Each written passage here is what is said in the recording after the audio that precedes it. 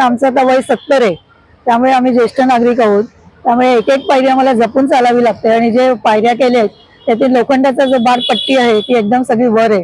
त्यामुळे कोणी आम्ही सुद्धा हातपाय आम्हाला एक एक पायरी नीट जपून चालावी लागते आणि अडखळून आम्ही सुद्धा पडण्याची शक्यता आहे, हाड मोडण्याची शक्यता आहे.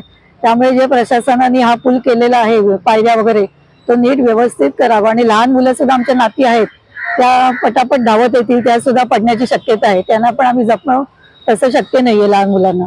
प्रशासनाने केलेल्या ह्या निष्काळजीपणाच्या कामकाजाबद्दल आपण काय सांगणार? हे काम निष्काळजीपणाचंच आहे.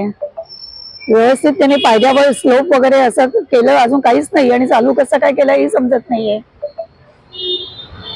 प्रिया बांदेकडे हा ईस्ट वरन वेस्टला जाणारा हा पब्लिक ब्रिज जो आहे तो रिनोव्हेशन साठी काढलेला आहे आता, पण त्याचं काम अर्धवट आहे. खूप दिवसापासून ह्या पट्ट्या लावून ठेवलेल्या आहेत. चढा उतरायला खूप प्रॉब्लेम होतो.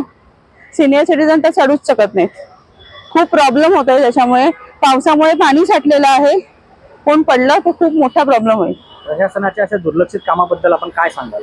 त्यांनी पावसाच्या आधी ही सगळी कामं केली पाहिजे.